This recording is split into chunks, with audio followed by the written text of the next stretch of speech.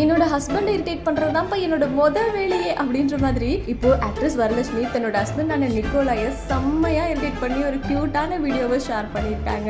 நம்ம எல்லாருக்கும் தெரியும் வரலட்சுமி அண்ட் நிக்கோலாயோட கல்யாணம் சமீபத்தில் தான் நடந்திருந்தது. ரொம்ப கிராண்டா நடந்தது அப்படின்னு நம்மளால சொல்ல முடியாது, ஆனா செம்ம எலகண்டா நடந்திருந்தது. ரெண்டு பேருமே பயங்கரமான கியூட்டான கப்பல் அப்படின்னு தான் சொல்லணும். ஏன் அப்படின்னா ஆக்சுவலி வரலட்சுமி என்னதான் பண்ணாலுமே நிக்கோலாய் வந்து சிரிச்சுக்கிட்டே இருப்பாரு. அவங்களை அப்படியே குழந்தை மாதிரியே தான் பார்த்துட்டு இருப்பாரு. அதை நம்ம நிறைய வீடியோஸில் பார்த்துருக்கோம். ஏன்னா கல்யாணத்துக்கு முன்னாடி வரலட்சுமி பார்த்தீங்கன்னா நிக்கோலாயை கிண்டல் பண்ணுற மாதிரி, நிறைய டீஸ் பண்ணுற மாதிரி அவர் எப்போதும் ஒர்க் அவுட் பண்ணிகிட்டே இருப்பார். அதை வீடியோ எடுத்து ஷூட் பண்ணி போடுவாங்க.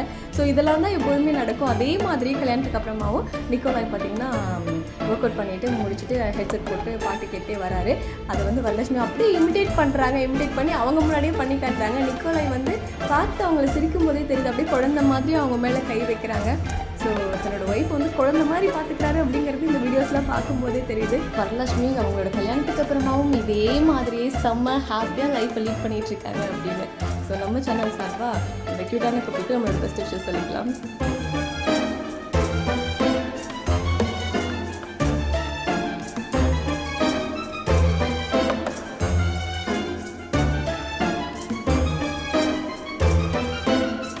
நம்ம சேனலை நீங்கள் இன்னும் சப்ஸ்கிரைப் பண்ணாமல் இருக்கீங்களா? சப்ஸ்கிரைப் பண்ணிக்கோங்க. அப்போ தான் சூப்பரான எக்ஸைட்டிங்கான நியூஸை தொடர்ந்து பார்க்க முடியும். குக் வித் கோமாளி இஷ்யூ தொடர்பாக இப்போ பிரியங்காவுக்கு சப்போர்ட் பண்ணி சூப்பர் சிங்கர் பூஜா இருக்காங்க இல்லையா, அவங்க ஒரு பெரிய போஸ்ட் போட்டிருக்காங்க. ஸோ என்ன அப்படிங்கிறத பார்க்கலாம். சூப்பர் சிங்கரில் எல்லாருக்கும் ஒரு ஃபேவரட்டான கண்டஸ்டண்ட்டாக இருந்தவங்க தான் நம்ம பூஜா. இப்போ சமீபத்தில் குக் வித் கோமாளிலையும் குக்கா கலந்துக்கிட்டாங்க. ஸோ அவங்க இப்போ பிரியங்காவுக்கு சப்போர்ட் பண்ணி ஒரு பெரிய போஸ்ட்டு தாங்க ஷேர் பண்ணியிருக்காங்க.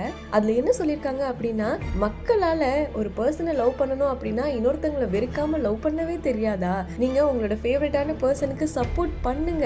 ஆனா இன்னொருத்தங்களை ஸ்லட் ஷேம் பண்ணியோ இல்ல ஒரு கெட்ட வார்த்தைகளை பயன்படுத்தியோ ஒரு விமனை கீழே தள்ளி தான் இன்னொருத்தங்களை நீங்க வந்து சப்போர்ட் பண்ணணும்னு எந்த அவசியமே கிடையாது. அதாவது இந்த உலகம் எப்படி மாறிடுச்சு அப்படின்னா, எப்போதுமே இந்த லேடிஸை கீழே தள்ளுறது அப்படிங்கிறது அது உங்களுக்கு பிடிச்ச விஷயமாயிடுச்சு.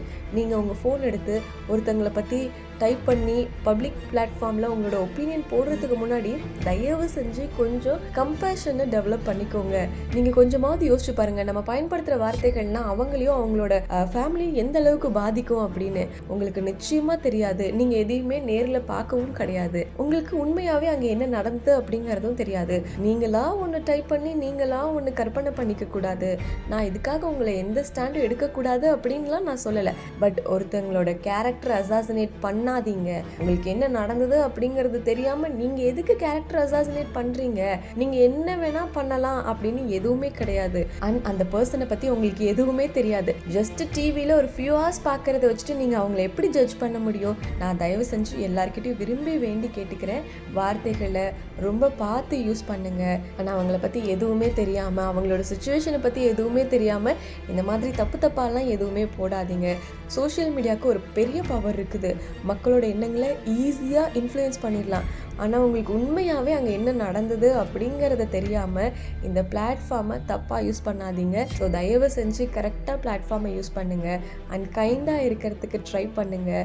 யாரையும் வெறுக்காதீங்க. அண்ட் என்ன நடந்தது, அந்த சுச்சுவேஷன் எவ்வளோ ஹாரிபிளாக இருந்ததுன்னு தெரியாமல் நீங்கள் இப்படிலாம் பண்ணாதீங்க. ஆல்ரெடி பர்சனல் லைஃப்ஸ்லேருந்தே வெளியே வர்றது அப்படிங்கிறது ரொம்ப கஷ்டம். தயவு செஞ்சு ஒருத்தவங்களோட கஷ்டத்துக்கும் கவலைக்கும் நீங்கள் காரணமாயிடாதீங்க. அண்ட் இது ஒரு ஆப்பர்ச்சுனிட்டியாக யூஸ் பண்ணி இன்னொருத்தவங்களோட லைஃப்பை ஸ்பாயில் பண்ணலாம் அப்படின்னு நினச்சிடாதீங்க. அண்ட் டெலிபரேட்டாக இவ்வளோ எஃபர்ட் போட்டு ஒரு பர்சனை ஹர்ட் பண்ணாதீங்க. உங்களால் லவ் ஸ்ப்ரெட் பண்ண முடியலனாலும் பரவாயில்ல, at least stop spreading hatred everywhere. That's the least you can do அப்படின்னு சொல்லிட்டு பூஜா இப்போ பெரிய போஸ்டர் பிரியங்காவுக்கு சப்போர்ட் பண்ணி போட்டிருக்காங்க.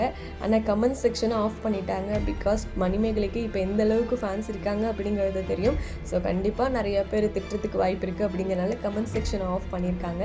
And my sincere request, please stop the hated, please love everybody equally அப்படின்னு சொல்லிட்டு இப்போ பூஜா போஸ்ட் பண்ணியிருக்காங்க. இதை பற்றி உங்களோட கருத்து என்ன அப்படிங்கிறத கமெண்ட்டில் சொல்லுங்கள். நம்ம சேனலை நீங்கள் இன்னும் சப்ஸ்கிரைப் பண்ணாமல் இருக்கீங்களா? சப்ஸ்கிரைப் பண்ணிக்கோங்க. அப்போ தான் சூப்பரான எக்ஸைட்டிங்கான நியூஸை தொடர்ந்து பார்க்க முடியும்.